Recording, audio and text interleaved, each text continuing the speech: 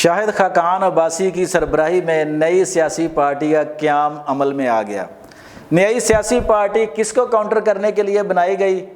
آئندہ کے سیاسی منظر نامے پر کون ہوگا کون نہیں ہوگا؟ کیا اسٹیبلشمنٹ نئی سیاسی جماعت جو شاہد خاقان عباسی کے نام پر رجسٹرڈ ہوئی ہے جناب، کیا اس کو اسی طرح ہوا دے گا جس طرح پی ٹی آئی کو دی گئی تھی 2011 سے لے کر اقتدار میں آنے تک؟ دوستوں اور ساتھیوں، میں ہوں شہزاد چودھری مارگلا نیوز کے ساتھ۔ امید ہے بخیر ہوں گے، خوش و خرم ہوں گے۔ آپ کو پتہ ہے کہ پاکستان میں سیاسی جماعتیں لا تعداد ہیں، آپ گننے بیٹھیں تو آپ تھک جائیں گے، لیکن سیاسی جماعتیں جو ہیں وہ ختم نہیں ہوں گی۔ الیکشن کمیشن کے پاس جو رجسٹرڈ سیاسی جماعتیں ہیں ان کی تعداد بھی سینکڑوں میں ہے۔ اب یہ ہے کہ اتنی سیاسی جماعتیں جو ہیں ان کا کردار کیا ہے ہمارے سیاسی میدان میں؟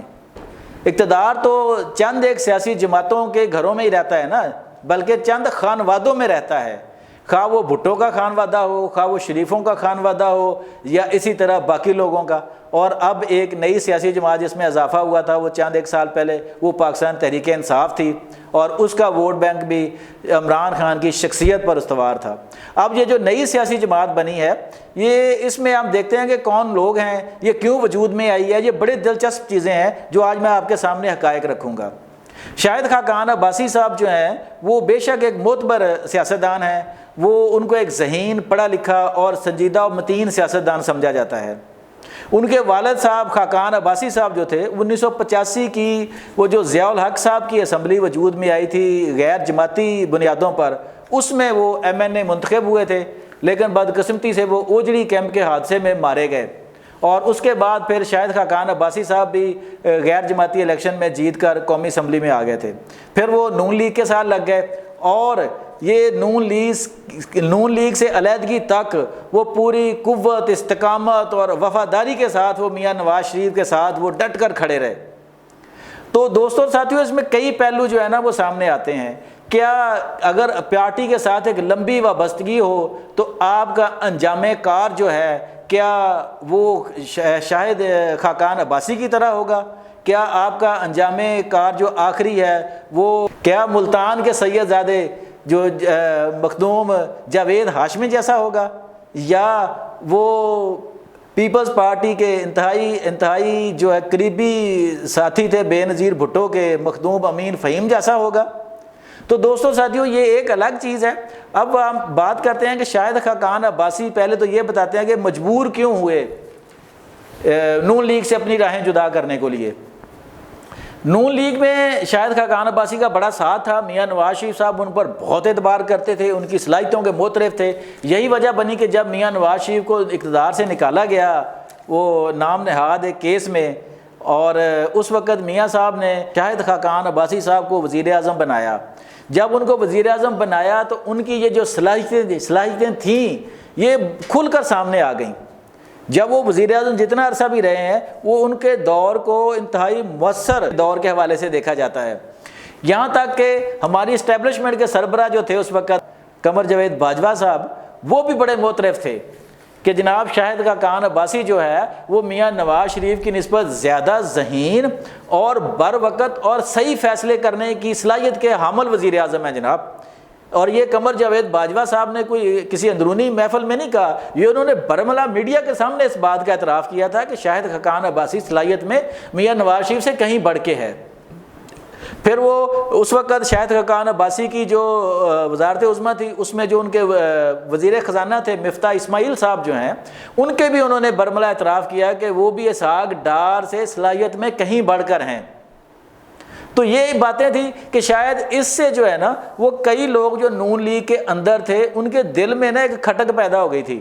ان میں صفِ اول پہ جو تھے صاحب، وہ ہمارے محترم وزیر اعظم اس وقت کے جناب شہباز شریف صاحب تھے، کہ جناب اگر کل کو کہیں قرہ فعال وزارت عظمیٰ کا نکلتا ہے نون لیگ کے لیے میاں نواز شریف کے سوا، تو پھر تو شاہد خاقان عباسی گیم جیت جائیں گے، کیونکہ اسٹیبلشمنٹ ان کو سمجھتی ہے کہ وہ بندے مدبر بھی ہیں، وہ باصلاحیت بھی ہیں، اور بر وقت فیصلے کرنے کی صلاحیت بھی رکھتے ہیں۔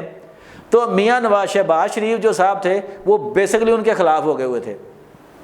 جب وہ وزارت عظمیٰ پہ تھے نواز شریف کے بعد، تو جو شہباز شریف کا قریبی گروپ تھا نا، جو شہباز شریف سے مخلص تھا، وہ اس کابینہ میں ان کو ناکام کرنے کے لیے پورے حربے آزماتا رہا جناب، کہ کسی طرح شاہد خاقان عباسی کو ایک کامیاب وزیر اعظم کے طور پر یاد نہ کیا جائے جناب۔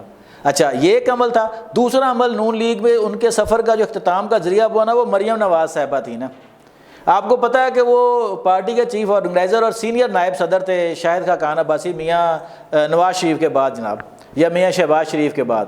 لیکن جب مریم نواز ایکٹیو ہوئی ہیں سیاست میں، وہ پوری تیاری کے ساتھ آئی ہیں اور وہ چیف کوآرڈینیٹر بنی ہیں، اور پھر اس کے بعد ان کو جو ہے وہ سینئر نائب صدر بنا دیا گیا۔ تو یہاں سے اختلاف شروع ہوا۔ چودھری نثار علی خان کا بھی بنیادی اختلاف یہی تھا، اور شاہد خاقان عباسی کا بھی تھا کہ ٹھیک ہے وہ میاں نواز شریف کی صاحبزادی ہیں، ہم ان کی عزت کرتے ہیں، اپنی بیٹیوں کی طرح کرتے ہیں، لیکن تنظیمی امور میں وہ ہم سے بہت جونیئر ہے۔ اور لیکن بہرحال وہ میاں نواز شریف کی صاحبزادی تھی، اور انہوں نے متحرک کردار بھی ادا کیا، کہ اس میں کوئی شک نہیں ہے کہ جب نون لیگ مشکل میں تھی تو انہوں نے وہ ڈٹ کے کھڑی ہو گئیں، انہوں نے پوری قوت سے للکارا، مشینری کو للکارا، نظام کو للکارا، اسٹیبلشمنٹ کو للکارا۔ لیکن بہرحال ہوتے ہوتے شاہد خاقان عباسی جو نون لیگ سے بہت دور ہو گئے جناب، اور وہ پچھلے الیکشن میں انہوں نے الیکشن میں حصہ نہیں لیا۔ اچھا، ایک اور بھی بات بتاتے جائیں کہ شاہد خاقان عباسی سے میاں نواز شریف کا بڑا پیار تھا۔ یہ پچھلے الیکشن میں 2017 میں جب ہار گئے تھے نا پنڈی سے اپنی سیٹ، تو میاں نواز شریف نے ہی ان کو زبردستی لاہور سے منتخب کرایا تھا ضمنی انتخاب سے۔ یہ میاں نواز شریف کی ان سے محبت تھی کہ وہ سمجھتے تھے کہ شاہد خاقان عباسی ان کی جماعت کے لیے بھی ایسٹ ہیں، اور ان کی کابینہ میں اگر حکومت میں ہوں گے تو تب بھی وہ نون لیگ کے لیے ایک بڑا ایسٹ بنے رہیں گے۔ تو اس بات کو ثابت بھی کیا شاہد خاقان عباسی نے، لیکن بہرحال ان کے راستے جدا ہو گئے۔ اب ہم اس پوائنٹ کی طرف آتے ہیں، کیا آئندہ منظر نامہ چینج ہوگا؟ کیا آئندہ کے منظر نامے سے زرداری، شریف اور عمران خان اور اس طرح کے جو روایتی جتنے بھی سیاستدان ہیں جو گھس پٹ گئے ہیں وہ بدلنے والے ہیں، ان کا وجود ختم ہونے والا ہے؟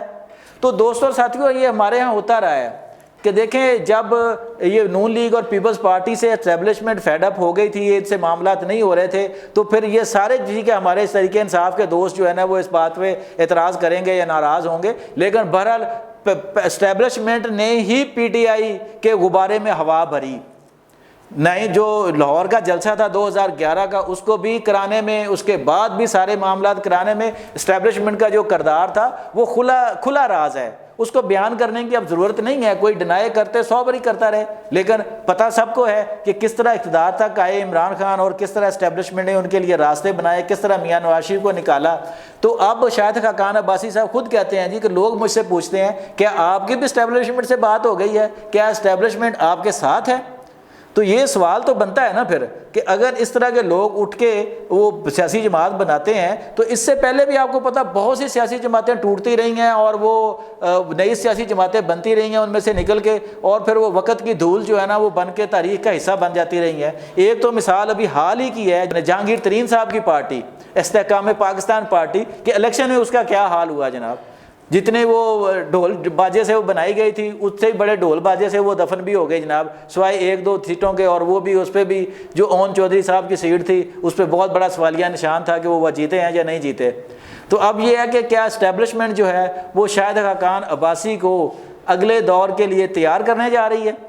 یہ ایک بہت بڑا سوال ہے جو ہر ذہن میں آ رہا ہے۔ جب سے شاہد خاقان عباسی صاحب نے پارٹی اناؤنس کی ہے، اس وقت سے جدھر بھی جائیں ہم سے بھی سوال کیا جاتا ہے، اور لوگ پوچھتے ہیں کہ کیا آئندہ کے منظر نامے سے یہ سارے لوگ ہٹنے والے ہیں، ایک نئی سیاسی جماعت اسی طرح ابھرے گی، کیا تاریخ خود کو دہرائے گی؟ اب یہ تو جو ہے شاہد خاقان عباسی صاحب بھی بہت بہتر طریقے سے بتا سکتے ہیں کہ ان کی جماعت کو بنانے میں اسٹیبلشمنٹ کا کتنا عمل دخل ہے۔ وہ کہتے ہیں کہ ہم نظام بدلیں گے، ان کا سلوگن ہی انہوں نے یہ رکھا کہ ہم نظام بدلیں گے، حالانکہ ایک طرف یہ بھی کہا جاتا ہے کہ وہ اسی نظام کا حصہ ہیں جس کو وہ بدلنے جا رہے ہیں۔ ارب پتی شاہد خاقان عباسی، ان کے ساتھ دوسرے ارب پتی مفتاح اسماعیل جو ہیں، یا ان کے جو باقی ستار مہتاب عباسی صاحب ہیں، یا اس طرح کے باقی لوگ ہیں، وہ سارے اشرافیہ کے نمائندے ہیں۔ اگر اب ان کے دل میں جو عوام کا درد اگر جاگ گیا ہے، تو یہ کس طرح عوام کو ریلیف دے سکیں گے، مستقبل میں کس طرح نظام بدلنے کے لیے کام کر سکیں گے، یا عوام میں ان کو کس طرح پذیرائی مل سکے گی، یہ آنے والا وقت ہی بتائے گا لیکن شاہد خاقان عباسی کے لیے ہماری نیک تمنائیں ضرور ہیں کہ وہ اس گلے سڑے نظام میں ایک ایسی آواز ضرور ہے جس کو سنا جا سکتا ہے، جس پر یقین کیا جا سکتا ہے۔ اپنا بہت خیال رکھیے گا۔ آج تک کے لیے اتنا ہی۔ اللہ نگہبان۔